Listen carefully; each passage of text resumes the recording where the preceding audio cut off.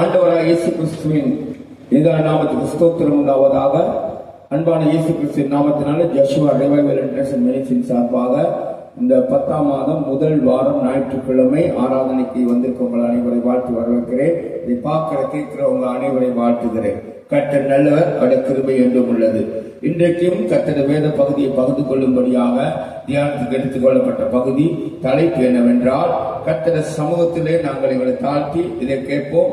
தேவன் நல்லவர். அல்லேலூயா. என்ன என்றால் தலைப்பு இன்றைக்கு பிதாவையும் குமாரனையும் உடையவன். அல்லேலூயா. பிதாவையும் குமாரனையும் உடையவன் என்கிற தலைப்பின் கீழே பேச விரும்புகிறேன். தேவன் நல்லவர். அல்லேலூயா. யார் இந்த பிதா, யார் இந்த குமாரன் அப்படிங்கிறது நன்றாக நாங்கள் அறிந்திருக்க வேண்டும். பரிசுத்த ஆவியானவரை நாங்கள் அறியும் பொழுது சொல்லுகிறோம், பரிசுத்த ஆவியானவர் வந்தார், எனக்கு பலன் கொடுத்தார், அந்நிய பாஷை பேசுகிறோம், அதை பண்றோம், இதை பண்றோம், ஆவியில நிரம்புறோம், துள்ளுறோம், குதிக்கிறோம் என்று சிலருக்கு அறிவு உண்டு. ஆனால் பிதாவையும் குமாரனை குறித்து சரியான அறிவு இல்லாத, சரியான தெளிவு இல்லாத இன்னைக்கு கிறிஸ்தவ சமுதாயம் காணப்படுகிறது. அல்லேலூயா. கர்த்தர் நல்லது. ஏன் பிதாவை குமாரனை அறிய வேண்டும்? இதுல மிக முக்கியமான வசனம், மிக முக்கியமா ஆண்டோட வசனம் சொல்லுகிறது. அதனால நாங்க இதை படிக்க வேண்டியது மிக அவசியம். அல்லேலூயா. தேவன் நல்லவர். ஏன் பிதாவை குமாரனை அறிய வேண்டுமா? யோவானின் சுவிசேஷம் 17வது அதிகாரம் எங்களுக்கு இப்படி சொல்றது. யோவானின் சுவிசேஷம் 17ஆம் அதிகாரம் என்ன சொல்லுதுன்னா 3வது வசனம். இது ரொம்ப மனப்பாடமா வச்சு கொள்ளுங்க. யோவானுக்கு எழுதின சுவிசேஷம் 17வது அதிகாரம் 3வது வசனம். ஒன்றான மெய் தேவனாகிய உம்மையும், அதாவது ஒன்றான மெய் தேவனாகிய உம்மையும் நீர் அனுப்பினவராகிய இயேசு கிறிஸ்துவையும் அறிவுதே நித்திய ஜீவன். அல்லேலூயா. அப்ப இயேசு கிறிஸ்துவையும் பிதாவையும் அறிந்திருக்க வேண்டும். என்ன பாச சொல்றீங்க, எங்களுக்கு என்ன அறியலையா, தெரியலையா? இயேசு வந்தாரு, சிலுவையில் மரிச்சாரு, வந்தாரு, மரிச்சாரு தான், ரத்த சிந்து நடத்தான். யார் இல்லைன்னா அது எல்லாரும் நம்புது. உலகத்துல கிட்டத்தட்ட 8 பில்லியன் ஜனங்கள் நம்புது. உலகத்துல பாதி முழு ஜனமும் நம்புது, விசுவாசிக்குது. இயேசு வந்தார், மரிச்சாருன்னு ஒரு கூட்டம் மட்டும் தான் கொஞ்சம் பேர் நம்பல. நாஸ்தின்னு கொஞ்சம் பேர் நம்பல. அதிகமான முறை இயேசு விசுவாசிக்கிறாங்க, இயேசு வந்தாருன்னு. ரத்த சிந்தினார் கொஞ்சம் பேர் விசுவாசிக்கிறாங்க. உலகத்தின் முழு ஜனத்தொகையில கிட்டத்தட்ட பாதிக்கு கிட்ட ஜனங்கள் கிறிஸ்தவர்களா இருக்காங்க, இயேசுவை நம்புறாங்க, விசுவாசிக்கிறாங்க. உண்மைதான். ஆனா ஏன் வசனம் இப்படி சொல்லுகிறது? ஒன்றான மெய் தேவனாகிய உம்மையும் நீர் அனுப்பினவராகிய இயேசு கிறிஸ்துவை அறிவதே நித்திய ஜீவன். அல்லேலூயா. கர்த்தர் நல்லவர். இன்றைக்கு இயேசுவை எந்த விதத்தில் நாங்கள் அறிந்திருக்கிறோம்?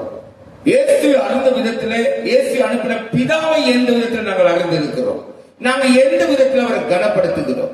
எந்த விதத்திலே அவர் அறிந்திருக்க அறிவுக்கு ஏற்ப நாங்கள் இயேசுவை மகிமைப்படுத்துகிறோம், பிதாவை மையப்படுத்துகிறோம். கர்த்தர் நல்லவர். அல்லேலூயா. ரோமர் புத்தகம் சொல்லுகிறது, அவர்கள் தேவனை அறிந்திருந்தும் தேவனை மகிமைப்படுத்தாமலும் தேவனை ஸ்தோத்திரியாமலும் இருந்தாங்களாம். யாரை பற்றி சொல்லுகிறது? தேவனை அறிந்த ஜனங்களை குறித்து. அப்ப இன்னைக்கு நாங்க அறிந்திருக்க அறிவு எவ்வளவு தூரத்தில் இருக்கிறது? எங்களோட அறிவு இயேசுவை பற்றி அறிஞ்சதும் பிதா பற்றி அறிஞ்சதும் நம்ம அறிந்த அறிவுனாலே நாங்கள் தேவனை மகிமைப்படுத்துகிறோமா? எங்களோட வாழ்க்கையில தேவன் மகிமைப்படுகிறாரா? எங்களோட செயல்ல தேவன் மகிமைப்படுகிறாரா? எங்கள்கிட்ட இருக்கிற வைராக்கியம், ஜெலஸ், கர்த்தருக்காக பக்தி வைராக்கியத்தில் தேவன் மகிமைப்படுகிறாரா? பரிசுத்த வைராக்கியத்தில் தேவன் மகிமைப்படுகிறாரா? ஏன் இல்லை? ஏன் ஒரு வேதப்படுதல் வாழ்க்கை இல்லை? இன்னைக்கு உலக ஜனங்களோட என்ன செய்யறாங்கன்னா கை கோத்த ஐக்கியம் கொள்றாங்க. நான் உலக ஜனத்தோட ஐக்கியம் கொள்ள வேணான்னு சொல்லவில்லை, அவங்க அன்பு செலுத்த வேணான்னு சொல்லவில்லை. ஐக்கியம் வேற, நட்பு வேற, நேசிப்பு வேற. கர்த்தர் நல்லவர். அல்லேலூயா. அழகா கொரிந்தியர் புத்தகம் சொல்லுது, இருளுக்கும் என்ன சொல்லுது, வெளிச்சத்துக்கும் சம்மதம் ஏது? வசனம் தெரியுமா? வாசி பாருங்க. இருளுக்கும் வெளிச்சத்துக்கும் சம்மதம் ஏது? அந்நிய நுகத்தில் பிணைக்கப்படாமல் இருங்கள் அப்படின்னு சொல்லுதா வசனம்? சொல்லுதா இல்லையா? சொல்லுதா? எந்த வசனத்தில் சொல்லுது? சொல்லுங்க.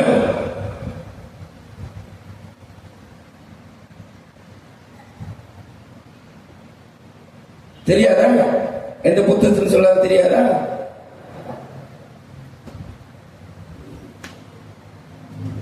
எடுத்தவங்க வாசிங்க. 2 கொரிந்தியர் 6வது அதிகாரம் 14 வசனத்தை கொஞ்சம் வாசிங்க. எனக்கு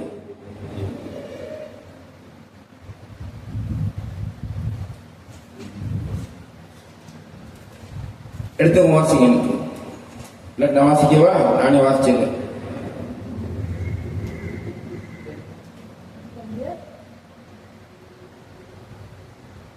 இதெல்லாம் கட் பண்ணிருங்கன்னா 14வது அதிகாரத்திலிருந்து வாசிக்கிறேன், கேளுங்க. 2 கொரிந்தியர் 6வது அதிகாரம் 14வது அதிகாரத்திலிருந்து 14வது வசனம். அந்நிய நுகத்திலே அவிசுவாசிகளுடன் பிணைக்கப்படாதிருப்பீர்களாக. என்னவா? அந்நிய நுகத்திலே அவிசுவாசிகளுடன் பிணைக்கப்படாதிருப்பீர்களாக பரிசுத்த பவுல் கொரிந்தி சபைக்கு சொல்லுகிறார். ஏன்னா கொரிந்தி சபையில பல பிரச்சனைகள் இருந்தது, பல போராட்டங்கள் இருந்தது. கொரிந்தி சபையில பல விதமான பிரச்சனை இருந்தது. அப்பனை சேர்ந்தவன், அவரை சேர்ந்தவன், இயேசுவை சேர்ந்தவன், சபையில பல பிரச்சனை இருந்துச்சு. சரியா? இன்னும் அநேகர் வேத ஆராய்ச்சியாளர் சொல்றார்கள், கொரிந்தி சபையில அதிகமாக தாசி, அதாவது வேசித்தனம் அன்னைக்கு தொழில். அது இன்னைக்கு அது இருக்குது சில நாடுகள்ல. சரியா? தாசி தொழில், அதாவது விபச்சாரம் பண்ணுகிறது ஒரு உத்தியோகம். சில நாட்டுல அங்கீகாரம் பெற்ற உத்தியோகம். அப்படி இருந்தவர்கள் வந்திருந்தாங்க அந்த சபையில் அதிகமா. இதனால பல பிரச்சனை இருந்து சபையில எல்லாம் பிரிச்சிருந்து நடுவில் சுவர்மார் இருந்தது. இப்படி எல்லாம் சொல்றாங்க. No problem. சபையில பல பிரச்சனை இருந்துச்சு. ஆனா அதை குறிச்சு பேசாம, அது இருக்குது, அது பேசியிருக்கிறாரு. இந்த இடத்துல பரிசுத்த பவுல் சொல்கிறார், அந்நிய நுகத்திலே அவிசுவாசிகளுடன் பிணைக்கப்படாதிருப்பீர்களாக. அல்லேலூயா, அல்லேலூயா. கர்த்தர் நல்லவர். என்னோட பிரசங்கம் அப்படித்தான் இருக்கும். எனக்கு தெரியல, ஆண்டவன் பேசுறதுதான் நான் பேசுவேன், எனக்கு உணர்த்தப்படுகிறது தான் பேசுவேன். கர்த்தர் நல்லவர். அவிசுவாசிகளுடன் பிணைக்கப்படாதிருப்பீர்களாக. இன்னைக்கு அவிசுவாசிகளுடன் பிணைக்கப்படுகிறதுனா என்ன சொல்லுங்க? இந்துவோட நான் போயிட்டு சேர்ந்து கதைக்கிறேன், அந்த மதத்தோட போயிட்டு கதைக்கிறேன், இந்த மதத்துக்காரனோட கதைக்கிறேன், சேர்றேன், சாப்பிடுறேன். அதான் இன்னும் அப்படின்னா இந்த உலகத்தில் எங்களுக்கு இருக்க முடியாது, இறங்கில இருக்க முடியாது. 100 கிறிஸ்தவ நாடாது. நோ, கிறிஸ்டியன் நாடுன்னு சொல்ற இடத்துல பயங்கரமான அட்டகாசம், அநியாயம் இருக்கிறது. கிறிஸ்தவர்கள் சொல்ற இடத்துல தான் அத்தனை அக்கிரமம், அநியாயம், பாவம் அப்படி இருக்கிறது. ஓரின சேர்க்கை, அது இது சேர்ச்சில கட்டணம் வைக்கிறான், பல பாவம் அங்கதான் இருக்கு, உலகத்திலையும் இருக்கு. எப்படி சொல்றீங்க? கர்த்தர் நல்லவர். எவன் ஒருவன் இயேசு கிறிஸ்துவை விசுவாசியாமல், இயேசு கிறிஸ்து தன் சொந்த இரட்சகராய் ஏற்றுக்கொள்ளாமல், ஏற்றுக்கொண்டவன் கூட இயேசு விசுவாசியாத அக்கிரம வாழ்க்கையில வாழ்வானா, அவன் அவிசுவாசிதான், அவன் அந்நியன். ஏன்னா வேதம் சொல்லுது, இதே கொரிந்தியர்ல சொல்லுது, ஒருவன் தன் தகப்பனுடைய மனைவியை வச்சிருக்கிறான், இது உலகத்திலே காணப்படாத ஒரு பாவம், ஆனப்படினால் அவனை அந்நியனாக நினைத்து சாத்தான் கையில் ஒப்புக் கொடுங்கள், வெளியே இருக்கு. சகோதரன் ஒருவன் பாவம் செஞ்சாலும் அவன் இயேசு கிறிஸ்துவை ஏற்றுக்கொண்டு இரத்தத்தில் கழுவப்பட்டு விசுவாசத்தில் உறுதி இல்லாம, இயேசு கிறிஸ்து அறிகிற அறிவு இல்லாம அவன் வாழ்வான் என்றால் அவன் அந்நியன். சரியா? இயேசு கிறிஸ்து விசுவாசிக்காதவர்களும் அந்நியர்கள். இவங்க நுகத்தில பிணைக்கப்படக்கூடாது. ஐக்கியம்னா அதுதான். என்ன நுகத்தில பிணைக்கப்படக்கூடாது? நுகம்னா தெரியுமா என்னன்னு? என்னது நுகத்தடியா? என்ன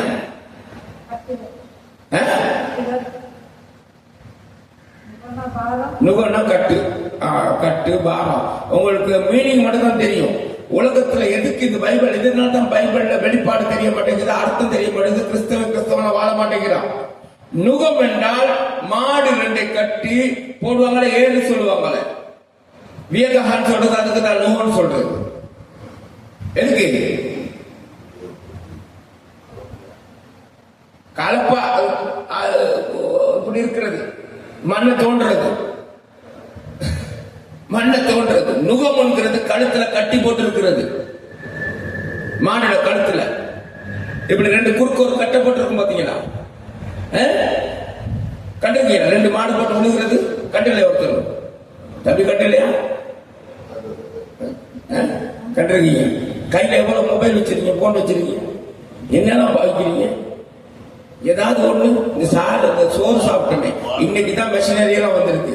மாடு ரெண்டு வழி விலகி போகாம ஒண்ணுக்கு ஒண்ணு ஒரே மாதிரி நடக்கணும், ஒரே மாதிரி போகணும், ஒரே மாதிரி புல்லு சாப்பிடணும், ஒரே மாதிரி தண்ணி குடிக்கணும். அப்படியா? அப்படி வச்சுக்கணும். கழுத்து ரெண்டுக்கும் இப்படி ஒரு போட்டிருக்கும். அதுதான் நுகம். இயேசு கிறிஸ்து சொல்லுகிறார், வருத்தப்பட்டு பார சுமக்கிறவர்களே என்னிடத்தில் வாருங்கள், நான் உங்களுக்கு இளைப்பாறுதல் தருகிறேன். அப்படின்னு எங்கேயாவது வசனம் பார்த்திருக்கீங்களா? பைபிள் இருக்கா? நல்ல சொல்லிட்டு சொல்றாரு. அது அடுத்த வசனத்தில் சொல்றாரு, என்னிடத்தில் வந்து கற்றுக்கொள்ளுங்கள், என் நுகம் மெதுவாகவும் எப்படி இருக்கும், லகுவாகவும் இருக்கும், பாரம் இல்லாம இருக்கும். அது நல்லா அப்படி அழகா இருக்கும் ஆண்டவருடைய நுகம். ஆனா இங்க பரிசுத்த பவுல் சொல்றாரு, அந்நிய நுகத்துல பிணைக்கப்படாத. அந்நிய நுகத்துல பிணைச்சியனா நீ பாரம் உள்ளவனா தான் இருப்ப. என்ன அந்நிய நுகத்துல பிணைக்கிறதுனா அவனோட ஐக்கியம் கொள்ளுகிறது, ஐக்கியம் கொள்கிறது. அந்த மாடு களத்துல மரம், இந்த மாடு களத்துல கட்ட, ரெண்டே கணக்கு அப்படி சீவி வச்சிருப்பாங்க. அப்படியே தான் இருக்கணும். போன ரெண்டு தான் போகணும்னா, கால் எடுத்து வச்சா ரெண்டு தான் போகணும், திரும்பினா ரெண்டு தான் திரும்பணும். ஒண்ணு திரும்ப ஒண்ணு திரும்பாம இருக்க முடியுமா? நுகத்தை போட்ட பிறகு முடியாது. புரியுதா ஐக்கியம் என்னன்னு? அவிசுவாசியோட ஐக்கியம் என்னன்னு தெரியுதா? இதைத்தான் வைக்காதீங்க. நீங்க அவங்களோட ஸ்நேகிங்க, சேருங்க, போங்க, எல்லாம் செய்யுங்க. ஆனா அவிசுவாசிகளோட பிணைக்கிறதுனா இதுதான். என்னது? அந்த மாடு திரும்ப, இந்த மாடு திரும்பணும். அந்த மாடு நிக்கல, இதுவும் நிக்கணும். இல்லாட்டி கட்டணம் அப்படி போட்டிருக்குது நுகம் எப்படி போகும்? இல்ல நான் போறேன்னு போகுமா? அப்ப இயேசு கிறிஸ்து அறிந்த உனக்கும், சொந்த இரட்சகராய் எடுத்துக்கொண்ட உனக்கும், உலகத்துக்கும், அதாவது அவிசுவாசிக்கு என்ன சம்பந்தம், என்ன ஐக்கியம்? அன்பு வச்சிரு. அவன் ரட்சிக்கப்படும் யோசி. நுகத்துல பிணைக்கப்படாத. அவன் திரும்புற மாதிரி போவாத. அவன் பேசுற மாதிரி பேசாத. அவன் செய்யற மாதிரி ஜோக் அடிக்காத. அவன் பேசுற மாதிரி டபுள் மீனிங் பேசாத. அவன் உடுத்துற மாதிரி உடுத்தாத. அவன் உடுத்துவான் கண்ட வாக்குல. அவன் முடிய வளர்ப்பான், முடிய வெட்டுவான், எதையும் செய்வான். உலகத்தை பார்த்து செய்யாத. உனக்கு தேவை நீ வச்சுக்கோ. எதனால டீசென்டா, டிசிப்ளினா ஒரு மனுஷன் பார்த்து மதிக்கிற அளவு. ஹல்லேலூயா. கர்த்தர் நல்லவர். உடுப்பு உடுத்தும் போது டிசிப்ளினா உடுத்து. மற்றவங்களுக்கு இடைஞ்சல் இல்லாம. பொம்பளை பிள்ளைகளுக்கு சொல்லுகிறேன், கர்த்தர் நல்லவர். புரியுது? அனுப்ப அந்நிய நோகத்தில் பிணைக்கப்படுகிறது. கர்த்தர் நல்லவர். அடுத்து சொல்லுகிறது அதே வசனம், நீதிக்கும் அநீதிக்கும் சம்பந்தம் ஏது? நாங்கள் நீதி உள்ளவர்கள். அநீதிகள் சம்பந்தம் கலக்கிறது. எங்களோட வாழ்க்கையில அநீதியான வாழ்க்கை. எதை செஞ்சாலும் அநீதி, எதை செஞ்சாலும் அநீதி. நீதியே இல்ல. மற்றதை பத்தி யோசித்து பார்க்கறது இல்ல. நீதிக்கும் அநீதிக்கும் சம்பந்தம் ஏது? ஒளிக்கும் இருளுக்கும் ஐக்கியம் ஏது? ஆண்டவன் இந்த உலகத்தை சீரமைக்கும் போது முதல் செய்த காரியம் இருளுக்கு ஒளிக்கு சம்பந்தம் தூரமாக்கி விட்டார். சூரியன் சந்திரன் படைச்சது வச்சுக்கிறாங்க. அது இல்ல. முதல் காரியம் இந்த பூமியில இருந்து இருளுக்கும் வெளிச்சத்துக்கும் வெவ்வேறாக பிரிச்சுட்டார், இடைவெளியை வச்சுட்டார். சரியா? ஒளிக்கும் இருளுக்கும் சம்பந்தம் ஏது? கிறிஸ்துவுக்கும் பேலியாளுக்கும் இசைவு எது? இயேசு கிறிஸ்துவுக்கும் பேலியா, அந்நிய இல்லாட்டி பிசாசு இல்லாட்டி அந்நிய ஆராதனைக்கும் சம்மதம் ஏது? இசைவு எது? எப்படி சேர்ந்து போக முடியும்? அவிசுவாசியுடனே விசுவாசிக்கு பங்கேது. இன்னைக்கு எங்களை பங்கெல்லாம் யாரோட இருக்கு தெரியுமா? அவிசுவாசியோட. விசுவாசியோட இல்ல. கர்த்தர் நல்லவர். அல்லேலூயா, அல்லேலூயா. கிறிஸ்துவோட எங்களுக்கு பங்கு இருக்கா? ஆண்டவர் சொல்றாரு, என்னுடைய மகிமையில பங்குள்ளவர்களாய் ஆகும்படி உங்களை அழைத்து போக நான் வருகிறேன் என்று. கர்த்தர் நல்லவர். தேவனுடைய ஆலயத்துக்கும் விக்கிரகத்துக்கும் சம்மதம் ஏது? தேவனுடைய ஆலயத்தின் சட்டமே, லாவே பரிசுத்தம். விக்கிரகத்துக்கு சம்மதம். இன்னைக்கு பரிசுத்தம் இல்லாமல் இருப்பியான சபையில பரிசுத்தம் இல்லாத தன்மை நடக்குதுன்னா, பரிசுத்தம் இல்லாத அளவுல வர்ஷிப் நடக்குதுன்னா, பரிசுத்தம் ஆட்டம் பாட்டம், உலகத்துக்கும் இதுக்கும் வித்தியாசம் இல்லாத டிஸ்கோ டிஜே எல்லாம் போட்டுக்கிட்டு இருப்பியனா, உனக்கும் விக்கிரகத்துக்கும் என்ன வித்தியாசம்? நோ வித்தியாசம். கர்த்தர் நல்லவர். கர்த்தர் ஆலயம் பரிசுத்தமானது. அல்லேலூயா. தேவன் நல்லவர். ஏனென்றால் ஆண்டவர் சொல்றார், நான் அவர்களுக்குள்ளே வாசம் பண்ணி அவர்களுக்குள்ளே உலாவி அவர்கள் தேவனாயிருப்பேன், அவர்கள் என் ஜனங்களாயிருப்பார்கள் என்று தேவன் சொன்னபடி நீங்கள் ஜீவனுள்ள தேவனுடைய ஆலயமாய் இருக்கிறீர்களே. அல்லேலூயா. அதனால என்ன செய்யணுமா? ஆனபடியால் நீங்கள் அவர்கள் நடுவில் இருந்து புறப்பட்டு பிரிந்து போய் அசுத்தமானதை தொடாதீர்கள் என்று கர்த்தர் சொல்கிறார். அப்பொழுது நான் உங்களை ஏற்றுக்கொண்டு உங்களுக்கு பிதாவாயிருப்பேன், நீங்கள் எனக்கு குமாரனும் குமார்த்தியெல்லாம் இருப்பீர்கள் என்று சர்வ வல்லமுள்ள கர்த்தர் சொல்லுகிறார். எப்பொழுது இப்படியாப்பட்டவர்களை விட்டு பிரிந்து எழுந்து போய் ஏசு கிறிஸ்துவின் பிதாவை அறிகிற அறிவினால் நீங்க நிரம்பினா, ஏசு கிறிஸ்துவின் பிதாவை அறிகிற அறிவு என்ன? அவர் பரிசுத்தர், ஆனபடியால் நானும் பரிசுத்தமாய் வாழ்கிற அறிவு வந்துச்சுன்னா நீங்க குமாரனை பிதாவை அறிந்திருக்கிறீர்கள். அப்பொழுது ஏசு பிதா என்ன சொல்கிறார்? நீங்க எனக்கு பிள்ளைகளா இருப்பீங்க, நான் உங்களுக்கு பிதாவா இருப்பேன். இந்த அறிவு என்னைக்கு கிறிஸ்தவனுக்கு வருதோ அன்றைக்கு அவன் இயேசுவின் பிதாவை அறிந்தவன். அன்றைக்கு இயேசுவின் பிதாவை அறிந்தவனாக இருந்தால் அவனுக்கு நித்திய ஜீவன் உண்டு. அல்லேலூயா. அப்படின்னா பரலோகம் போகலாம். இல்லாட்டி பரலோகம் போக முடியாது. நீங்க நினைக்கிற மாதிரி பரலோகம் போக முடியாது. விளையாட்டு இல்லை. அல்லேலூயா. நீ கிறிஸ்துவ அப்படித்தான் நினைச்சுக்கிட்டு ஆட்டம் போட்டுக்கிட்டு இருக்கிறோம், தெரு கூத்து போட்டுக்கிட்டு இருக்கிறோம். சபை இல்லை, இயேசுல தன்மை இல்லை, இயேசுல அன்பு இல்லை, மன்னிப்பு இல்லை. கர்த்தர் நல்லவர். அல்லேலூயா. அப்ப பிதாவையும் இயேசுவையும் அறிகிற அறிவு தான் எங்களுக்கு நித்திய ஜீவன் தரும். அல்லேலூயா. கர்த்தர் நல்லவர். ஆமென். அப்ப சரியான முறையில இயேசு எதுக்கு வந்தார்? இயேசு என்ன செய்தார்? அறிவு எங்களுக்கு வர வேண்டும். பிதாவை அறிகிற அறிவு எங்களுக்கு வர வேண்டும். அல்லேலூயா. கர்த்தர் நல்லவர். இல்லாட்டி என்ன நடக்கும்னா, 1 யோவான் 2வது அதிகாரத்துல நான் சொல்றேன் பாருங்க, வாசி. 2 யோவான், மன்னிக்கணும், 2 யோவான் ஒரே அதிகாரம் தான் இருக்கு, ஒரே அதிகாரம் தான் இருக்கு. வாசிங்க பார்ப்போம். எனக்கு 9வது வசனம் நான் வாசிக்கிறேன், கேட்டுக்கொள்ளுங்க. 2 யோவான்ல எத்தனை அதிகாரம் இருக்கு தெரியுமா? எத்தனை அதிகாரம் இருக்கு? 2 யோவான்ல எத்தனை அதிகாரம் இருக்கு? ஒரே அதிகாரம் தான் இருக்கு. 2 யோவான்ல ஒரே புத்தகம், ஒரே பேரு, ஒரே பேச்சு தான். நல்லா தெரிந்து கொள்ளுங்க. பைபிளை குறிச்ச அறிவு எங்களுக்கு இருக்கணும். அதை குறிச்ச கையில இருக்க பைபிள்ல அறிவு இல்ல, எத்தனையோ தூரத்தில் இருக்க ஆண்டவரை குறிச்ச அறிவு வரப்போதான். எனக்குன்னா தெரியல. ஆண்டவர் நல்லவர். நீங்க கிறிஸ்தவர்கள் பார்த்தா பரிதாபமா இருக்கு. நான் பார்த்தா கிறிஸ்தவன் சொல்லவே முடியல. நம்ம பேச்சு, நடத்த, கிரிய, குற்றச்சாட்டுகள், சதுசை, பரிசு, வேத பரகம் மறுநாங்க. அப்பா அதுல வேண்டிய மட்டும் ஆள் இருக்கும். கர்த்தரை குறித்த அறிவும் உள்ள, வேதத்தை குறித்த அறிவும் உள்ள, இயேசுவை குறித்த அறிவும் உள்ள, பிதாவை குறித்த அறிவும் உள்ள. இயேசு எதற்காக வந்தார், என்ன செய்ய வந்தார் இருக்கிற கோட்பாடு, டாக்டரின் கூட தெரியாத ஊழியக்காரர்களும் கிறிஸ்தவ சபைகளும் தான் இருக்குது.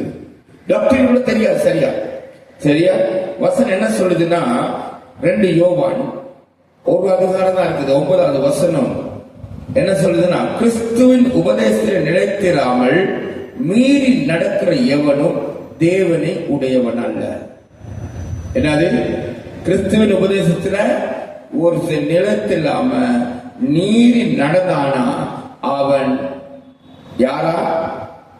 அவன் யாரா இருந்தாலும் சரி, தேவனை உடையவன் அல்ல. கிறிஸ்துவின் உபதேசத்தில் நிலைத்திருக்கிறவனோ பிதாவையும் குமாரனையும் உடையவன். அல்லேலூயா. ஆமென், ஆமென். அப்படின்னா பிதாவையும் குமாரனை அறிகிற அறிவு எங்களுக்கு வந்திருந்தால் கிறிஸ்துவின் உபதேசத்தை அறிந்திருப்போம். இன்னைக்கு போலி கிறிஸ்தவர்கள், பொய் கிறிஸ்தவன், பொய்க்கு நாச்சினா கிறிஸ்தவன் சிலுவை தொங்கப்பட்டிருக்கான். பெரிய சிலுவை மரக்கணக்கில் கல்லதான் 2 பேர் சிலுவையில் இருந்தா, ஏசு நடு சிலுவையில தொங்கினாரு. 2 பக்கம் 2 கல்லணு சிலுவையில தான் தொங்கினா. அப்ப நாங்க போட்டிருக்க சிலுவை இயேசுட சிலுவையா கல்லண்ட சிலுவையா எப்படி தெரியும்? நீ இயேசுவை போல வாழ்ந்தீனா, கிறிஸ்துவ போல வாழ்க்கை இருந்தா நீ இயேசுட சிலுவை சுமந்திருக்குன்னு சொல்லலாம்.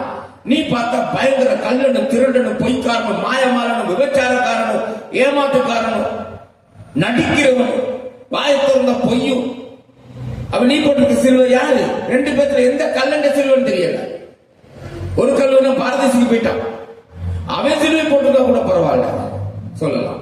சிலுவை வச்சு எப்படி அடையாளம் காண முடியும்? இன்னைக்கு கிறிஸ்துவை இல்ல, இயேசுவை யாரும் தெரியாத உலகத்தான சிலுவை போட்டிருக்கான் ஸ்டைலுக்கு, பட்டணத்துக்கு. இன்னைக்கு புள்ள பிறந்த உடனே தங்கத்தோட சிலுவை அடிச்சு போட்டுருவாங்க. நாங்களும் கிறிஸ்தவர்களும் அப்பா அம்மா பிள்ளைய வளர்க்கவே தெரியாது. அப்பா கிறிஸ்தவன், அம்மா கிறிஸ்தவன் மாதிரி வாழ்றது இல்ல. பிள்ளைய வளர்க்க தெரியாது, பிள்ளைய சேர்ச்சுக்கு அனுப்ப தெரியாது, சபைக்கு அனுப்ப தெரியாது, பைபிள் வாசிக்கிறாட்டி பேச தெரியாது.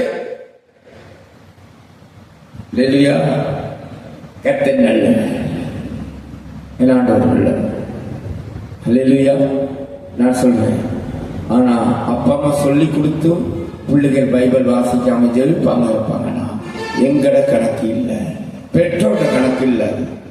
நீங்க பார்த்துக்கணும். உங்களுக்கு எதிர்காலம் வேணுமா? கலங்க வேணும், கர்த்தர் கொடுப்பார். ஏன்னா உனக்கு தாய் தகப்பன் சொல்லி கொடுத்திருந்த பைபிள் வாசி ஜெபி, நீ அதை கடைபிடிச்சா தான் உனக்கு ஆசீர்வாதம். அல்லேலூயா. தாய் தகப்பன் சொல்லாம இருந்திருந்தா அவங்க மேல வரும். தாய் தகப்பன் சொல்லி இருந்தா நாங்க அதுல அந்த பிலாத்து கையை கழுவுனது போல நாங்க கையை கழுவினோம். நீ பார்த்துக்கோ. வாழ்க்கை ஆசீர்வாதம் என்ன, சாபனா என்ன, உண்ட ஆண்டோட கிருபன் என்னன்னு புரிஞ்சு வாழ்ந்துக்கிட்டீங்கன்னா உன்னோட வாழ்க்கையில என்ன இருக்கும்? நல்ல சமாதானம் உள்ள சுமூகம் உள்ள வாழ்க்கை இருக்கும். நுகம் உனக்கு பாரமா இருக்குதா? இயேசு சொல்லுகிறார், என்னுடைய நுகம் பாரமில்லை, என்னுடைய நுகம் பாரமில்லை. நான் சொல்லலைங்க, நான் சொல்லல. யார் சொல்றா? யார் சொல்றா? இயேசு கிறிஸ்து சொன்னாரு. எங்க சொன்னாரு? எங்க சொன்னார்? வசனம் தெரியாது போல, அதனால வாசிச்சு பார்த்துருங்களே. எங்க இருக்கு? வருத்தப்பட்டு பார சுமக்கிறவர்களே வசனம் யாருக்கா தெரியுமா? மத்தேயுல இருக்குதா? மத்தேயுல தான் எத்தனை இருக்குது? 28 அதிகாரம் இருக்குது. சொல்லுங்க சீக்கிரம்.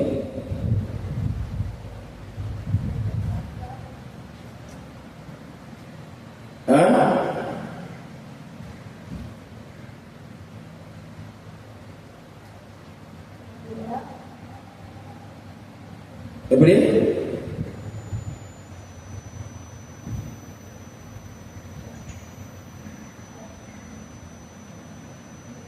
முதல்ல சொன்ன அதிகாரத்தை சொன்னேன், அது கூட ஞாபகத்தில் வைக்கல இல்ல. மத்த 11ஆம் அதிகாரத்தில் எடுத்து வாசிங்க. 28ஆம் வசனத்தில் இருக்கிறது. இது கூட ஞாபகம் இல்லாட்டி, மனப்பாடம் இல்லாட்டி, பரிதாபமான கிறிஸ்தவர்கள் எப்படி நீங்க இயேசு அறிய போறீங்க? எப்படி நீங்க பிதாவை அறிய போறீங்க? மாயமாலம் பண்ணாதீங்க. மாயமாலத்துக்கு என்ன ஆண்டவர் விரோதமானவர், எதிர்த்து நிற்கிறவர். கர்த்தர் நல்லவர். மத்த 11ஆம் அதிகாரம் 28ஆம் வசனம் சொல்லுது, வருத்தப்பட்ட பார சுமக்கிறவர்களே, நீங்கள் எல்லாரும் என்னிடத்தில் வாருங்கள், நான் உங்களுக்கு இளைப்பாறுதல் தருவேன். நான் சாந்தமும் மனத்தாழ்மையாயும் இருக்கிறேன்.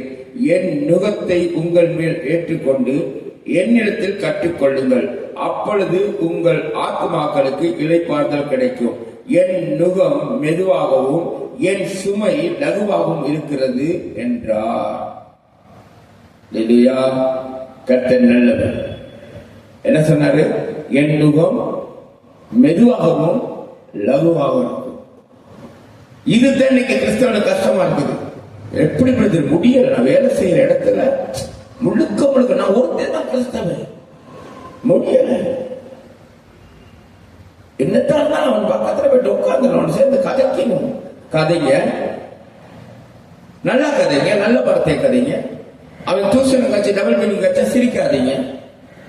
நீங்க சிரிச்சீங்கன்னு நீங்க ஐக்கியப்படுறீங்க, அதுக்கு ஒத்து போறீங்க. நீங்க பேச மாட்டீங்க. குடிக்காதீங்க, குடிக்கிற இடத்துல உங்களுக்கு என்ன உட்காந்து வேலை இல்ல? நான் பெப்சி தான் குடிச்சேன். பனைமரத்துக்கு இருந்து பால் குடிச்சாலும் பாக்குறவன் என்ன சொல்லுவான்? அங்க முடியாது. நீ உட்காந்து குடிக்கிறியா, சரி சந்தோஷமா குடியாப்பா, உன் ஈரக்குள்ள அழுகி போகும், இன்னும் கொஞ்ச நாள் செத்து போயிருக்கும் சொல்லிட்டு திருச்சி வந்துருங்க. சரிங்க, அவங்களோட கதைக்க நான் சொல்லல. அது குடிக்காரன்னு சொல்லி அவனோட கதைக்க வேண்டாம், கை கோக்க வேணான்னு சொல்லல, அதெல்லாம் நான் சொல்லல. உங்களுக்கு என்ன அங்க வேலை? உங்களுக்கு அங்க வேலை இல்லை இல்லையா? கர்த்தர் நல்லவர். ஆனா ஆண்டவருடைய நுகத்தை மட்டும் சுமக்க உங்களுக்கு முடியாது. அதை சுமக்க முடியும். கர்த்தர் சொல்ற என் நுகம் அது லகுவாகவும் மெதுவாகவும் இருக்கும். இல்லையா? அப்ப இயேசு கிறிஸ்துவ வாழ்க்கை வாழ்கிறது என்றால் மிக லேசு, சரியான நல்லது, ஆசீர்வாதமான வாழ்க்கை. ஏன் கஷ்டப்படணும்? ஏன் நாங்க கஷ்டப்படுறோம்னா எதுக்கு தெரியுமா? வசனம் நல்லா தெளிவா சொல்லுது. வசனம், நாங்கள் பிதாவை இயேசுவை அறிகிற அறிவு எங்களுக்கு போதல. எங்களுக்கு அறிகிற அறிவு இல்லாதனால, இயேசுவை பிதாவை அறிகிற அறிவு இல்லாதனால விசுவாசம் குறைவு. விசுவாச குறைவுனால நாங்கள் அவிசுவாசிகளை போல வாழ்கிறோம். அவிசுவாசிகளை போல வாழ்கிறதுனால என்ன செய்யறோம்? அவசரப்படுகிறோம். அவிசுவாசிகள் போல வாழ்றதுனால என்ன செய்யறோம்? கர்த்தருக்காக காத்திருக்கிறது இல்ல. அவிசுவாசிகள் போல வாழ்றதுனால கர்த்தர் மேல் நம்பிக்கை வைக்கிறது இல்ல. தேவன் சந்திப்பான்ங்கிற உறுதி இல்ல. எங்கள் அவசரம்.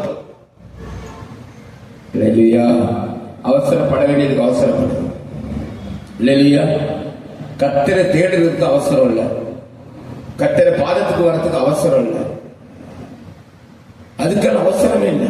அப்படியே இழுத்து இழுத்து வேலை செய்ய அவரோட நியாயத்திற்கு வரல. உடனே இழுத்து இழுத்து வைப்பாரு. கடைசி கொண்டே நரகத்தில் தள்ளிடுவாரு. எனக்கு தெரியாது, வேதம் அப்படித்தான் சொல்றது. நான் சொல்லல. நீ காலம் இருக்கும் போது தேடி மனம் திரும்பி ஆண்டல் ஒப்பு கொடுத்தாயனா உனக்கு நித்திய ஜீவன் உண்டு. யார எப்படி? பிதாவையும் இயேசுவை அறிந்தாயனா நித்திய ஜீவன் உண்டு. பிதாவோட தன்மை என்ன, இயேசுட தன்மை என்ன அறிஞ்சுக்கொள். இயேசுட உபதேசம் என்ன தெரிஞ்சுக்கொள். அதில நிலைத்திருப்பிருந்தால் நீ பிதாவையும் இயேசுவை உடையவன். அதில நிலைத்திருப்பிற இயேசு பிதா அறிந்தவனாக இருந்தால் இயேசுட உபதேசத்தை அறிந்தவன். அல்லேலூயா. அப்பொழுது என்ன செய்வார்? இயேசுல உபதேசம் நிலைத்திருந்தால் யோவான் 8:31 சொல்லுகிறது, நீங்கள் எனக்கு மெய்யான சீஷராயிருப்பீர்கள். யோவான் 8:32 என்ன சொல்லுது? நீங்கள் கிறிஸ்துவின் என் உபதேசத்தில் நிலைத்திருப்பீர்கள் என்றால் எனக்கு மெய்யாகவே சீஷரா இருப்பீர்கள். இயேசு கிறிஸ்து சீஷரா இருக்க வேண்டுமா? அப்படின்னா யாரும் ஃபாலோவர்ஸ். இயேசு கிறிஸ்து பின்பற்ற வேண்டுமா? இயேசு கிறிஸ்து விசுவாசிக்க வேண்டுமா? இயேசுவோட விசுவாசியா இருக்க வேண்டுமா? இயேசு பின்பற்றி போக வேண்டுமா? அவருடைய உபதேசத்தில் நிலைத்திரு. அப்பொழுது சீஷரா இருக்க முடியும். சீஷர்னா ஃபாலோவர்ஸ், அவரை பின்பற்றுகிறவர்கள். யோவான் 8:31 சொல்லுது. அப்படி என்றால் இயேசுவின் உபதேசத்தில் நிலைத்திருக்கிறவன் கிறிஸ்தவன். எப்படியாப்பட்ட கிறிஸ்தவன்? இதுதான் முக்கியம். அல்லேலூயா. தேவன் நல்லவர். அல்லேலூயா. கர்த்தர் நல்லவர். நான் முடிக்க போறேன். கர்த்தர் பெரியவர். அல்லேலூயா. ஒண்ணு மட்டும் சொல்றேன், இங்க இருக்க எல்லாம் ரட்சிக்கப்பட்டவங்க, பாக்குற கேட்கிறவங்க, புதியவங்களுக்கு நான் சொல்லல, ரட்சிக்கப்பட்டவங்களுக்கு சொல்றேன். ஒண்ணு, கடைசி காலம், கடைசி நொடிப்பொழுது வாழ்ந்துட்டு இருக்கீங்க. கைவிடப்பட்டாங்க. இன்னைக்கு படுறது வேதனை இல்லை, இன்னைக்கு அனுபவிக்கிறது நரகம் இல்லை. 3.5 வருஷம் உபத்திரத்துல பட்டீங்கன்னா தான் தெரியும். அது முடிஞ்சு 3.5 வருஷம் மகா உபத்திரவம். அது வரைக்கும் கைவிடப்பட்டாங்க. அவரோட வருங்கள் எடுத்துக்கொள்ள தகுதி உள்ள மாறும். அல்லேலூயா. மற்றவங்களுக்கு கையை நீட்டி குற்றச்சாட்டு நீ சரியாக இருப்பார். அல்லேலூயா. கர்த்தர் நல்லவர். கிறிஸ்தவனை வாழ்ந்துப்பார். கிறிஸ்துவ பிதா அறிந்தவனை வாழ்ந்துப்பார். அல்லேலூயா. கர்த்தர் நல்லவர். இன்னைக்கு சுவிசேஷம் சபைக்கு சொல்ல வேண்டியதா இருக்கு. கிறிஸ்தவனுக்கு ரட்சிக்கப்பட்டு 20 வருஷம் 30 வருஷம் அவனுக்கு தான் சொல்ல இருக்கு. தம்பி ஜெபிக்க தம்பி. இல்ல பாஸ்டர் எனக்கு முடியவே முடியல, நைட் வேற.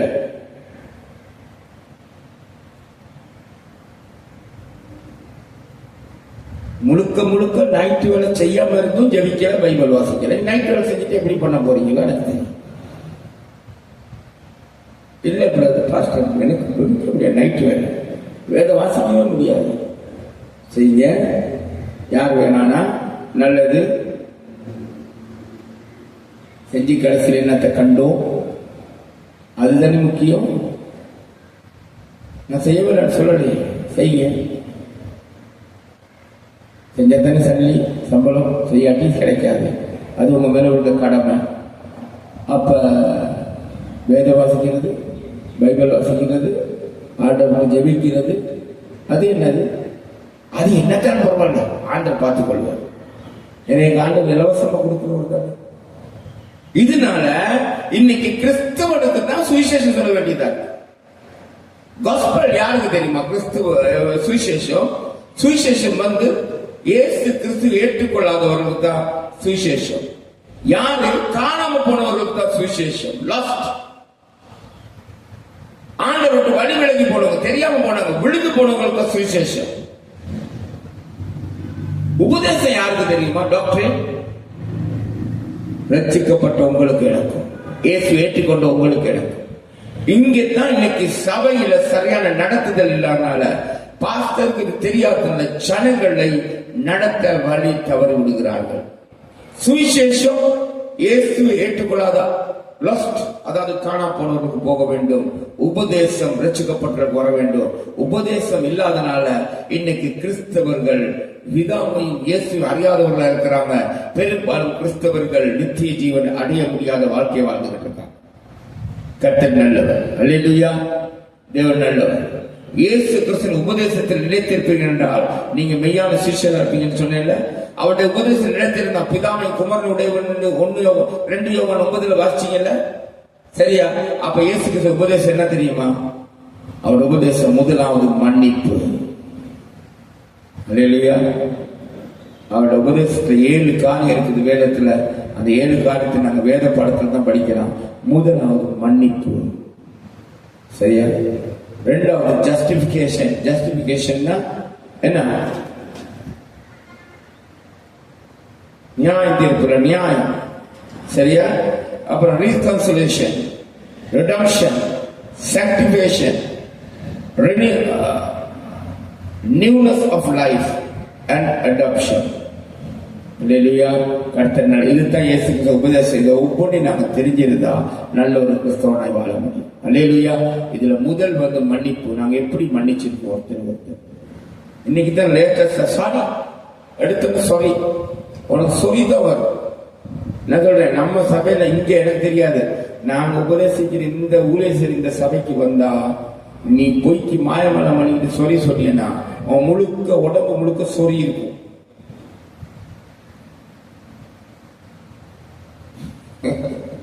கர்த்தர் நல்லவர். இங்க இருக்க கொஞ்சம் பேர் பாக்குற கேட்கிற யாருனாலும் பரவாயில்ல, யாராவது மன்னிக்கணுமா? உண்மையான உள்ளத்தில் உணர்வுடன் போயிட்டு என்னை மன்னிச்சிடுங்க, நான் இப்படி நடந்துட்டேன்.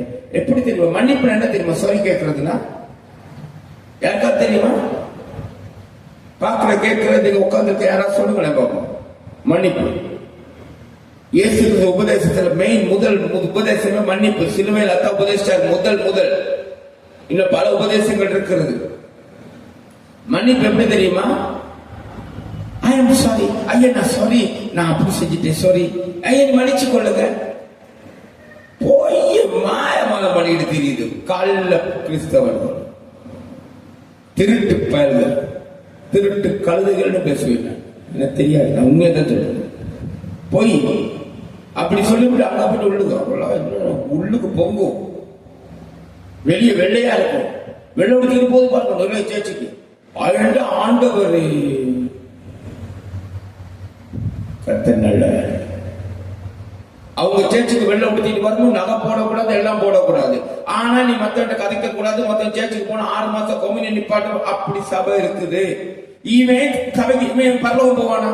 நான் நேரடியாக கண்ட சொல்லி நீ பரலோகம் போக மாட்டேன், நீ துருபதேசம் சொல்லிவிடுவேன். 2 யாருன்னு சொல்லுங்க. துருபதேசம் எப்படி முடியும்? தேவன் எல்லாரையும் நேசிக்கிறவர். இயேசு பரிசேயர்களுக்கு சாப்பாடு கொடுத்தா இயேசு அங்க போனார், போகலையா? சகை வீட்டுக்கு போனாலும் அவங்க என்ன நினைச்சு டெக்ஸ் கலெக்டர் பாவி துரோகி அங்க போனா அவன் ரசிக்கு வந்துச்சு. நீ பெரிய பரிசுத்தமானா அவன் சேர்த்துக்கு போயிடக்கூடாது, இவன் கதைச்சிடக்கூடாது, சேர்ந்துடக்கூடாது. உனக்கு 6 மாசம் கம்பெனி நிப்பாட்டு. ஆனா நீ வெள்ள உடுத்திக்கிட்டு வா, நகை போடாத, திருட்டு பயல். இதை நான் பப்ளிக்கா போடுவேன், நான் பேசுவேன். கல்லர்கள் ஜன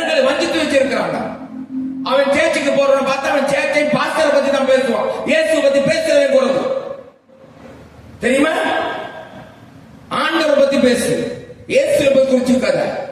அந்த சர்ச்சுக்கு போறவன் பாஸ்டர், எங்க பாஸ்டர்லாம் எப்படி, எங்க சர்ச் எப்படி, இவ்வளவு ஜனம், இவ்வளவு இடம், போ நரகத்துக்கு. அங்க நிறைய இடம் இருக்கு, அங்கதான் போவோம். மன்னிக்க தெரியாதவர்கள், மன்னிப்பு என்னன்னு தெரியாதவர்கள் நான் சொல்லுகிறேன். நீ எப்படி பிதாவை இயேசுவை அறிந்தவன் சொல்ல முடியும்? நீ எப்படி ரட்சிக்கப்பட்டவன் என்று சொல்ல முடியும்? மன்னிக்க தெரியாத நீ நரகம். எனக்கு தெரியாது, இயேசு அதுதான் உபதேசித்திருக்கார். இயேசுவின் உபதேசத்தில் நிலைத்திருக்காதவன் நித்திய ஜீவன் அடைய மாட்டான். முதல் மன்னிப்பை குறித்து சரியா கற்றுக்கொள், மன்னிக்க பழகிக்கொள், மன்னிக்க தெரிந்து கொள். அப்பொழுது உனக்கு பரலோகம் போக முடியும். ஏன்னா நீ பிதாவின் இயேசுவை அறிந்தவன். இல்லாட்டி நீ நரகம் தான், எரி நரகம் தான். அது யாரா இருந்தாலும் சரி, நானா இருந்தாலும் சரி. என் ஆண்டவர் மன்னித்து ஏற்றுக்கொள்ளுகிறவர். ஹல்லேலூயா. நான் முடிக்கிறேன். மன்னிப்பு என்ன தெரியுமா? மன்னிப்பு என்ன தெரியுமா? நான் ஒரு கணவன் மனைவிக்குள் எடுத்துக்கொள்றேன். நல்லா கேளுங்க. ஹல்லேலூயா. தம்பி கேளுங்க. நைட் டியூட்டி செஞ்சிருக்கீங்க, தூக்கம் வரும், அது மட்டும் கேட்டேன். கொஞ்சம் உட்கார்ந்து. மன்னிப்பு என்ன தெரியுமா? கணவன் மனைவிக்குள் நான் சொல்றேன், கர்த்தர் நல்லவர். ஹல்லேலூயா. மன்னிச்சிருங்க, நான் தவறு செஞ்சுட்டேன். ஐயோ மன்னிச்சிருங்க, நான் பிழை செஞ்சுட்டேன். ஐயோ மன்னிச்சிருங்க, நான் அதை பண்ணிட்டேன். No no no no no no. இதுதான் பழகிட்டாங்க. சாரி, லேட்டஸ்டா பழகிட்டாங்க. ரொம்ப sweet and short and sweet. Sorry, no. மன்னிப்பு என்ன தெரியுமா? கணவன் மனைவியில இப்ப தவறு நடந்துச்சு, பிரச்சனை நடந்துச்சுன்னு வைக்கிறேன். பிழை மனைவி மேலதான். கணவன் சரி, இப்ப கணவன் போயிட்டு மனைவி கேட்கிற எப்படி தெரியுமா? நான் இதை செஞ்சிருக்க கூடாது.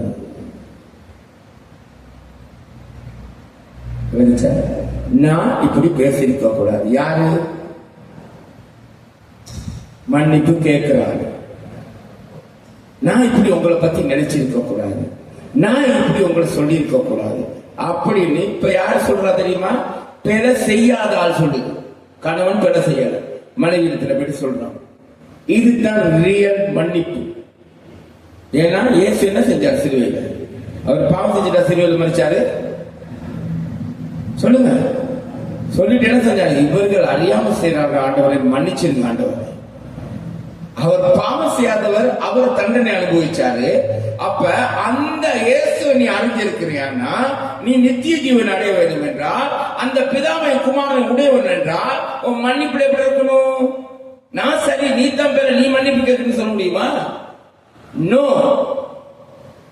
நான் செஞ்சிருக்க கூடாது, நான் பேசியிருக்க கூடாது. நீ தவறுதான், நீ பேசியிருக்க கூடாது, நான் கூட கோச்சிருக்க கூடாது, நான் அப்படி நினைச்சிருக்க கூடாது. என்னைக்கு செய்யறோம்? என்னைக்காக உணர்ந்திருக்கிறோமா? சொல்லுங்க. இதை பார்க்கிற, கேட்கிற, உட்கார்ந்துருக்க என்னைக்காவது தவறு செஞ்சுட்டு நினைச்சிருக்கீங்களா? சொல்லிருக்கீங்களா? இல்லையா? நரகம். சரியான ஈஸி. எனக்கு தெரியாது, பைபிள் அப்படிதான் சொல்லுது. ஏன்னா பிதாவை குமாரனையும் அறிந்தால் மாத்திரம் நித்திய ஜீவன். அப்ப பிதாவை குமாரனை அறிந்தால் அவருடைய மன்னிப்பை அறிந்திருக்க வேண்டும், மன்னிக்க தெரிஞ்சிருக்கிறோம். அதுதான் அவர் அறிகிற அறிவு. இவற்றை சிறுவர் மறைச்சாரு, 3 நாள் உயிர் திறந்தால் இது அறிவு. இது கேள்விப்பட்டது. நீ அறிகிற அறிவு சொந்த ரட்சகராக ஏற்றுக்கொண்டு வாழ்க்கையில வெளிப்பட வேண்டும். முதலாவது உபதேசம். அவருடைய உபதேசம் நிலைத்திருந்தால் நீங்கள் பிதாவை குமாரனை உடையவர் என்று 2 யோவான் 9 சொல்லுது. நீ நிலைத்திருக்க வேண்டும் என்று அவருடைய உபதேசத்தை தெரிஞ்சிருக்கணும். யோவான் 8:32 சொல்லுகிறது, என் உபதேசத்தில் நிலைத்திருப்பீர்கள், எனக்கு மெய்யான சீஷராக இருப்பீர்கள் என்று. அப்ப இயேசுவின் முதல் உபதேசமே மன்னிப்பு. நீ மன்னிப்பு என்ன தெரிஞ்சிருக்கணும், மன்னிக்கிறவனா இருக்கணும். உன்னோட வாழ்க்கையில ரத்தத்துல மன்னிப்பு ஓடணும். இல்லையா? அவங்க தவறு செஞ்சவங்க கால் விழுகிறது போத நீ விழுகிறது. இதுதான் கிறிஸ்துவை பற்றி அறிகிறோம், கிறிஸ்துவின் தன்மை. அல்லேலூயா. கர்த்தர் நல்லவர். அப்பொழுது நீ இயேசு சரியா அறிஞ்சிருக்கிற. இயேசு சரியா அறிஞ்சனால நீ பிதாவையும் உடையவர், இயேசுவையும் உடையவர். அப்பொழுது உனக்கு பரலோக நிச்சயம், நித்திய ஜீவன் நிச்சயம். நான் சொல்ல வேதத்தின் பிரகாரம் நான் சொல்லுகிறேன். அல்லேலூயா. கர்த்தர் தாமே உங்களை ஆசீர்வதிப்பார். ஆமென். தேவன் ஆசீர்வாதத்தை நடத்துவார். வேத வசனம் பிரோஜனம் வந்து நினைக்க இன்னும் தெரியும்னா படிங்க. இயேசு கிறிஸ்து உபதேசம் 7 காரியங்கள் இருக்கிறது. அதை படிச்சீங்கன்னா நாங்கள் இயேசு உபதேசம் இழத்திருக்கிறோம். இல்லையா? அதில் முதல் உபதேசம் மன்னிப்பு. சிலுவையில் இருந்த முதல் வார்த்தை இயேசுவை மன்னிச்சிருங்க, பிதாவை அவர்கள் அறியாமல் செய்தார்கள். அல்லேலூயா. கர்த்தர் நல்லவர். நல்ல தெளிவா புரிச்சா மன்னிப்பு நான் தவறு செய்யல, பிழை வந்து உங்களோட தான். ஆனா என்ன தெரியுமா செய்யணும்? நான் கிறிஸ்தவனா இருந்தா, இயேசு அறிந்தவனா இருந்தா, நான் வந்து முந்திக்கு இருந்தேன். நான் கிறிஸ்தவன், நான் கிறிஸ்துவ அறிந்திருக்கிறேன், பிதாவை உடையவன். நான் செய்யணும், முதல்ல வந்து நான் அப்படி பேசியிருக்க கூடாது, என்னை மன்னிச்சிருக்கேன், நான் அப்படி நடந்திருக்க கூடாது அப்படின்னு. ஆனா நான் தவறு இல்லை.